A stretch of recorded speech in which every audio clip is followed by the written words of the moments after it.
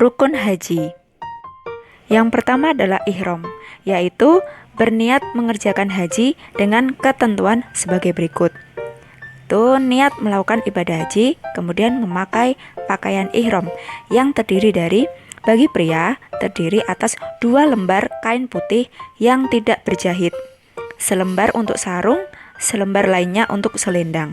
Nah, bagi wanita, pakaian untuk menutupi seluruh tubuh kecuali muka dan telapak tangan. Nah, sebelum ihram disunahkan mandi, memakai parfum, bercukur, menyisir rambut, dan memotong kuku. Selama ihram, dilarang bagi pria memakai pakaian yang berjahit, sepatu yang menutupi mata kaki, dan penutup kepala yang melekat. Bagi wanita, menutup muka atau memakai sarung tangan. Bagi pria dan wanita dilarang memakai parfum, bercukur, memotong kuku, mencabut bulu badan, memotong dan mencabut pohon, berburu atau mengganggu binatang, melakukan hubungan suami istri, nikah, menikahkan, melamar atau meminang, bertengkar, berbantahan, mencaci atau mengucapkan kata kotor, jorok dan kasar. Nah, setelah ihram tadi, sekarang wukuf, yaitu berada di Arafah pada tanggal 9 Zulhijjah, yaitu dimulai waktu duhur atau tergelincirnya matahari sampai terbenamnya matahari. Kegiatan-kegiatan selama di Arafah yaitu mendengarkan khutbah haji, sholat berjamaah dengan jamak takdim, yaitu dengan menggabungkan sholat zuhur dan asar, berdoa dan berzikir, terutama selama waktu wukuf antara duhur sampai maghrib tanggal 9 Zulhijjah. Nah, setelah wukuf itu ada tawaf, yaitu mengelilingi Ka'bah sebanyak 7 kali dengan syarat sebagai berikut. Yang pertama, menutup aurat. Suci dari hadis besar dan kecil, Ka'bah hendaknya di sebelah kiri orang tawaf. Sebagaimana isi hadis dari Jabir, Nabi SAW setelah tiba di Mekah, beliau mendekat di Hajar Aswad, kemudian mengusapnya, kemudian berjalan di sebelah kanan, berjalan cepat 3 kali keliling dan 4 kali berjalan biasa. Hadis riwayat Muslim. Kemudian tawaf dimulai dari searah Hajar Aswad. Yang terakhir, pelaksanaan tawaf jangan sampai keluar dari lingkungan masjid, artinya di dalam masjid. Macam-macam tawaf, diantaranya adalah yang pertama, tawaf kudum, yaitu tawaf ketika baru sampai di Mekah sebagai pengganti sholat tahiyatul masjid. Kedua, tawaf ifadah, yaitu tawaf yang menjadi rukun haji. 3, tawaf wada, tawaf yang dikerjakan karena akan meninggalkan Mekah. Yang keempat, tawaf tahallul, yaitu menghalalkan dari yang haram karena ihram. Yang selanjutnya, tawaf nazar, yaitu tawaf karena nadar. Yang terakhir, tawaf sunnah, yaitu tawaf yang dilakukan karena sunnah. Selanjutnya, tata cara pelaksanaan tawaf. Karena tawaf dilaksanakan 7 kali berkeliling, Rasulullah SAW mengajarkan doa-doanya yang sebaiknya dibaca jamaah haji dari putaran pertama sampai putaran ke-7. Doa yang diajarkan oleh Rasulullah SAW sebagai berikut, yaitu mula-mula membaca Bismillahi wallahu akbar dengan tangan ke arah Hajar Aswad, bahkan kalau bisa lebih baik menciumnya. Terus, selesai melakukan tawaf, hendaklah ke multazam, yakni suatu tempat yang mustajab untuk berdoa. Lokasinya itu ada di antara Hajar Aswad dan pintu Ka'bah. Kemudian dilanjutkan dengan sholat sunnah 2 rakaat di makom Ibrahim. Sesudah itu meminum air zam-zam.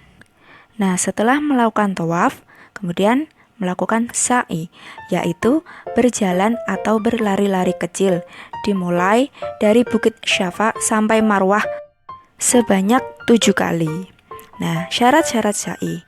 Sa'i dimulai dari Bukit Syafa dan berakhir di Bukit Marwah, sebagaimana sabda Nabi SAW. Dari Jabir, Rasulullah SAW bersabda, hendaklah kamu memulai sa'i sebagaimana yang difirmankan Allah di dalam Al-Quran. Hadis riwayat Nasa'i. Kemudian hendaklah sa'i dilaksanakan 7 kali dan waktu sa'i sesudah tawaf. Kemudian Cara melaksanakan sa'i. Nah, selesai tawaf, keluarlah dari Masjidil Haram menuju Babus Syafa, salah satu pintu di Masjidil Haram. Kemudian mendekati Bukit Syafa, disunahkan membaca doa, Innas Sofa wal Marwata min sya'airillah. Sesungguhnya Sofa dan Marwah merupakan sebagian syiar Allah. Quran Surat Al-Baqarah ayat 158. Setelah itu, angkat kedua tangan sampai kedua belah ketiak terbuka sambil menghadap Ka'bah, disertai bacaan doa. Saat melewati dua pilar berwarna hijau atau lintasan sa'i, bagi laki-laki berlari-lari kecil, sedangkan bagi wanita cukup berjalan biasa sambil berdoa.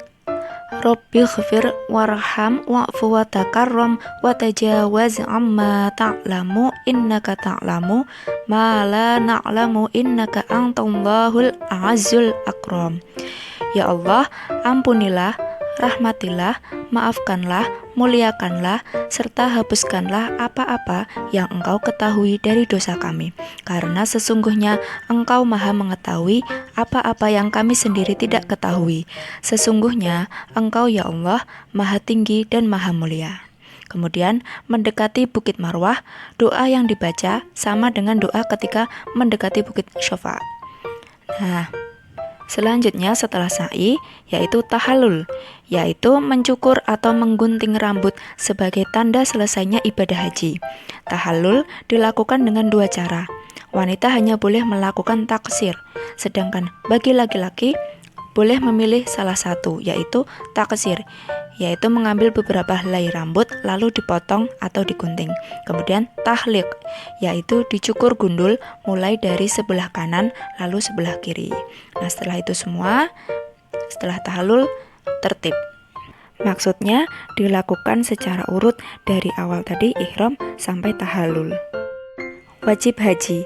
Terdapat beberapa wajib haji. Yang pertama, ihram dari mikot, yang berarti harus pulang meninggalkan larangan ihram. Yang kedua, bermalam di Musdalifah, artinya bermalam atau berhenti sejenak di Musdalifah setelah tengah malam pada tanggal 10 Zulhijjah.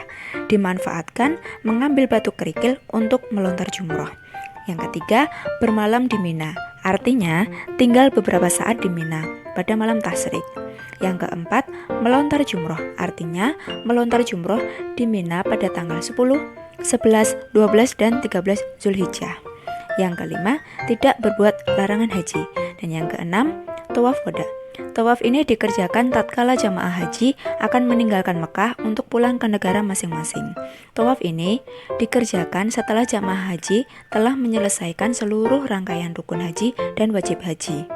Di sini saya beri catatan, dalam melaksanakan ibadah haji terdapat rukun dan wajib haji, dan tentunya kedua-duanya wajib dilaksanakan. Perbedaannya terletak kepada bila salah satu rukun haji ditinggal, maka ibadah hajinya tidak sah dan tidak bisa diganti dengan dam, melainkan dengan cara mengulanginya pada tahun berikutnya. Dan bila salah satu wajib haji tidak dikerjakan, hajinya tetap sah, namun ia wajib membayar dam atau denda.